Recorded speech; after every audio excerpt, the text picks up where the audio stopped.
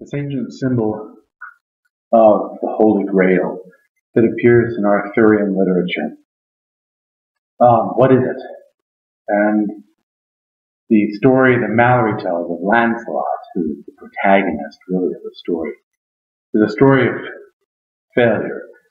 So how is it that Lancelot fails at the Grail quest? Or does he fail at the Grail quest? It's a question which has plagued people for generations. Why the series of Arthur stories is so rich in the telling. Recalling that stories in general are always illuminating something about what it means to be human, what it means to be alive.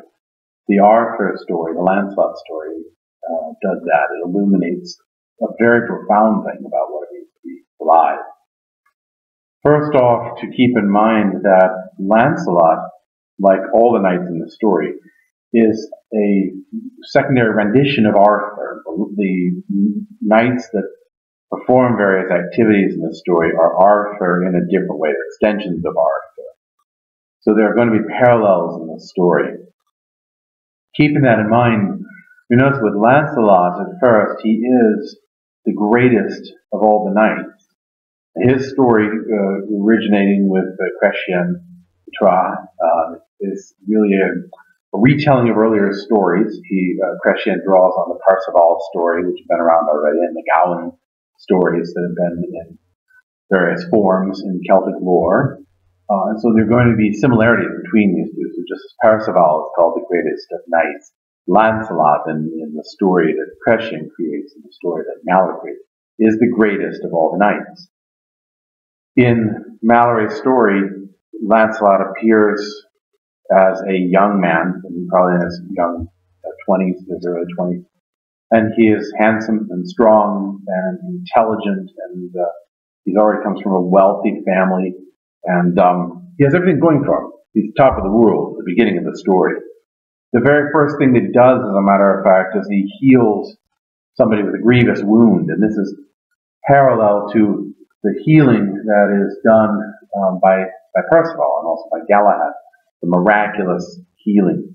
There's also another parallel in that Lancelot parallels Arthur, the secondary Arthur.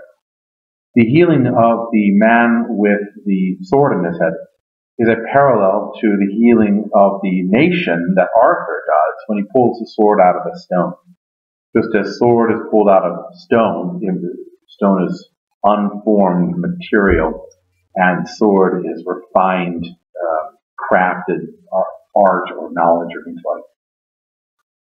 And just as doing that heals a nation, so too does the pulling out of the sword out of the head of the knight, the wounded knight, heal that wounded knight.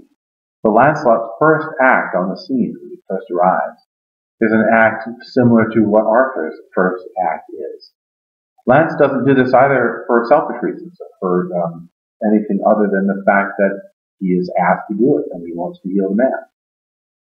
He goes on then from there to do all sorts of daring do, saving people, destroying evil knights, ridding the land of all kinds of monsters, and he is proclaimed as the greatest. He really is on top of the world. He's even so great that when he is asked to go and save this young lady from a burning cauldron, afterwards he has a vision of the Grail, and he asks the right questions of the Grail procession. He says, what does this mean? He asks for meaning, and then the secondary question of whom does this serve? Similar to what Perceval has to ask in order to succeed at the Grail quest. So at some point, Lancelot goes to save this woman, who ends up being Elaine, in the iron tomb in scalding water, and she's been bound for 5 years. And all this is highly symbolic. We can't ask the question of whether she would survive in scalding water for 5 years. That doesn't make any sense. Rather, to ask the question, what does that mean? What does it mean that she is scalding? What does it mean to be in water? Part of that is that scalding is akin to passion. Water is akin to chaos. That she's bound in it. And in a way, that bound up and that chaos and that scalding passion are all like unformed matter. They're like the stone out of which the sword is pulled. So Lancelot heals Elaine, pulling her from that unformed matter, that world of passion and indecision. And she falls in love with him, and she tricks him to get a child. But here's the thing. I think that Lancelot fails because he wants Guinevere. He wants the perfect image of a woman. He wants the woman on the magazine cover. He wants the woman, the movie star. He doesn't want a woman who is normal, who is mortal. And I think this speaks of a very strong Manichaean tendency in the character.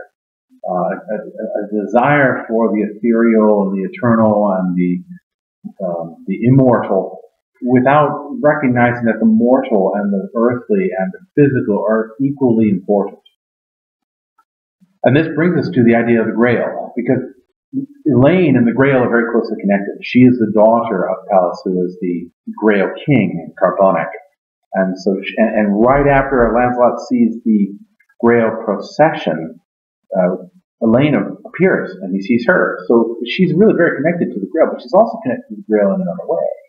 But what is the Grail? Most of the time we see the Grail as, on one hand, an image of Jesus Christ, or an image of Christianity or Christian perfection.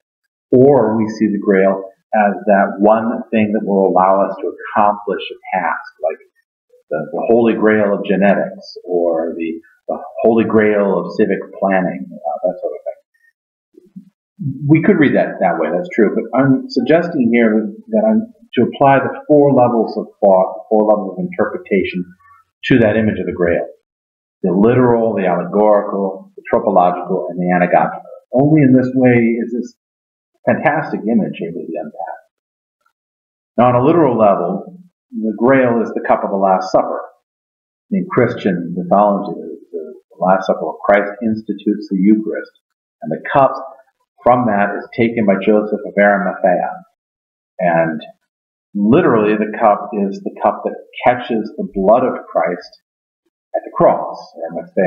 Joseph takes that cup and catches the blood of Christ in that cup, and then he takes the cup to England. Right? So the cup of the Last Supper and the cup that catches the blood of Christ on the cross is the same cup, and that unites that wine of the Last Supper to the wine blood that spilled Christ on the cross. Now, bearing in mind that Christ says, out of my blood the church will be born, then the image of side being the blood and water coming out of the side, that's a birth image. The church is born out of the side of Christ. Well, that cup then is taken to England, and it's there, allegedly, that the cup becomes part of the lore, because it is there in Glastonbury that the cup appears, and it has magic properties. The story floats and it heals, shines, goes hither and thither, wandering around England. There's the allegorical level, though, in that the cup image is connected to other images of the cup, and the artist, Mallory, other artists, are drawing on that imagery and connecting that imagery. So allegorical level is always connecting to other imagery, the roots of the image being in other images. So this image of the Grail cup has its roots in Celtic mythology, the healing chalice of Celtic mythology, where it would bring a person back to life or cure them of their wounds. Further, it also has a connection to the cup of romantic enchantment. For instance, Tristan and Isolde who drink from that cup, they fall in love together. So there's a connection between healing and romance and this cup on the allegorical level. But those romance and healing are also connected to the Last Supper and the blood of Christ. And I think that in a Manichaean world, we want that Last Supper and that blood of Christ to be sort of mystic and otherworldly and symbolic in a way. But what we don't want is we don't want it to actually mean real blood or real wine or real romance. There's a lot of blood and a lot of wine that are involved in romance. And certainly in romance, if you extend romance to the extent of conceiving of children and birthing of children. Just as the church is born out of the side of Christ, babies are born from their mothers. So allegorically speaking, the cup is this Celtic healing cup and also a cup of romance, of enchantment. Tropologically, then, the level of tropological, the moral level, is where that image speaks to the human race. What does it mean to be human? What is this thing that we are engaged in of humanity? And tropologically, the Grail cup is the symbol of balance and perfection in man. It is a symbol of the union of the spiritual and the physical, just as the spiritual level of wine, of blood, is contained in the physical realm of the cup. So too is the spiritual realm of spirit and metaphysical reality contained in the physical realm of human beings. Anagogically, then, anagogy is the level where the image speaks to the individual. What does it say to you as a person, as a human being, a participant in humanity? Anagogically, the Grail cup is the mortal person that you are sent to love. We often think that there's somebody out there that's perfect for us. If we just find that person. Sometimes if we marry somebody, it's the wrong person. We're waiting for somebody else. But I don't think that this image is saying that. I think this image is saying that the person that is right in front of us is a person we're supposed to love, take care of, look out for. Specifically, romantically, the person that we wed is the person we're supposed to look out for. There's not somebody else waiting on the horizon. And if we can't see the Grail in that person, we can't see the perfection in that person, we fail at the Grail quest. The anagogical level is also the reconciling of the divine with the mortal. Just as the tropological is the union of spiritual and physical. Anagogically, this symbol represents our ability or inability to reconcile our divine understanding with our mortal understanding. Man is supposed to be both spiritual and mortal, and to emphasize one to the neglect of the other always ends in disaster, always ends in heresy. So, anagogically, the Grail represents learning to accept this paradoxical nature of humanity. Failure, success, glory, odiousness, brilliant thoughts, horrific, demonic thoughts, activities that are virtuous and noble and self-giving, and activities that are horrible and violent and disgusting. When we can come to grips with that fact that human beings are a paradox, we are able to accept the Grail. We are able to achieve the Grail. The spiritual is hard to accept for a lot of people, especially today. Materialistically speaking, we want to say that we have created the spiritual, that the spirit is a creation of our own mind in order to understand our situation. But that just begs the point. Because what is mind? Mind is spirit. Greek said it was nous, it was spirit mind, same thing. So it's like saying, well, the mind has created the mind in order to understand the mind. But that doesn't make any sense. The spiritual is very difficult to accept in our materialistic world. The heresy of materialism suggests that all we have is matter, material existence, and that there is no spiritual level. And when we do that, we fail at the Grail class. We fail to understand why any of these thoughts, ideas are important, artwork is important, songs important, why love or honor or self-discipline, why any of these things are important. Because they only make sense on a spiritual level, not on a material. But the material is also very hard to accept. In some ways, it's harder to accept. I don't mean that it's harder to accept that we're merely material creatures. I mean it's harder to accept that we fail, that we grow old, that we aren't as good as we think we are, that we have issues physically. The body is not just a trap for a spiritual fire. The body is what it is. And the physical world doesn't bend to our will. We are not Jedi. There is no God mode in the real world. and to accept that, to accept the limits of the material world, like gravity and weight and all that. It's very difficult for a great many people. There are many people that want to say, either we think high, lofty thoughts and all this stuff that happens in the material realm is just gross and disgusting, or they want to say that this world is all there is and there's nothing more. Both sides are incorrect.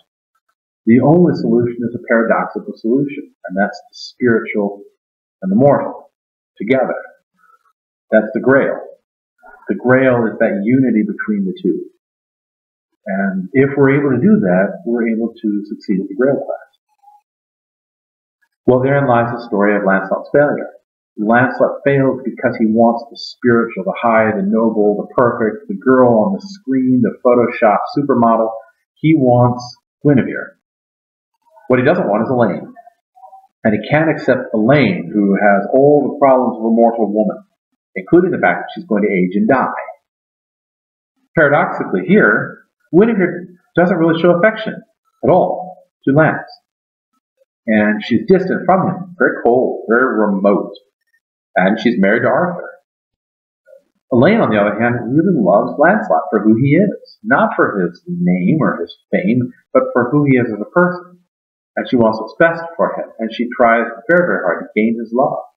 So here is Lancelot with a woman willing to give up her life for him, and he rejects her.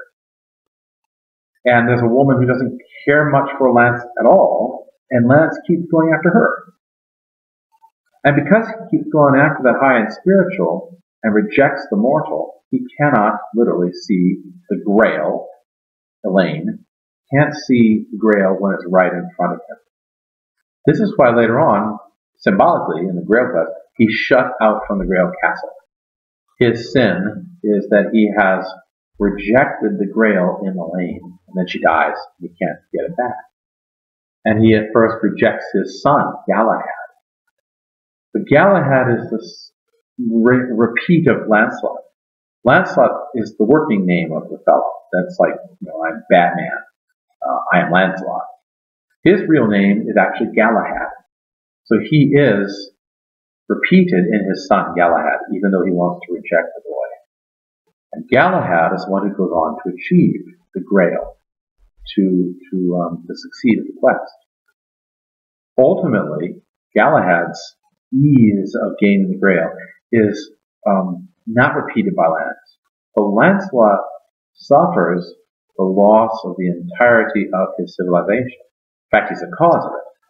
And like Achilles in the Iliad, it's only that loss, that tremendous loss, and his realization of his complicity in the loss that causes him to change, causes him to alter.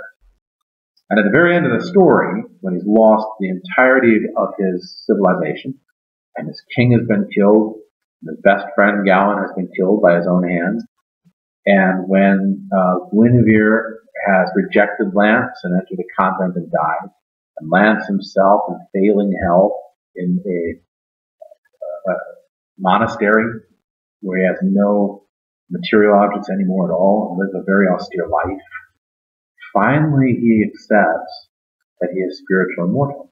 And it's at that moment that he gains the Grail. And as Mallory says, and others later repeat, he dies with a smile on his face, because at the very last he has gained the Grail. It's taken a great deal for him to get there. It's a tremendous amount of suffering that he endures in order to get there.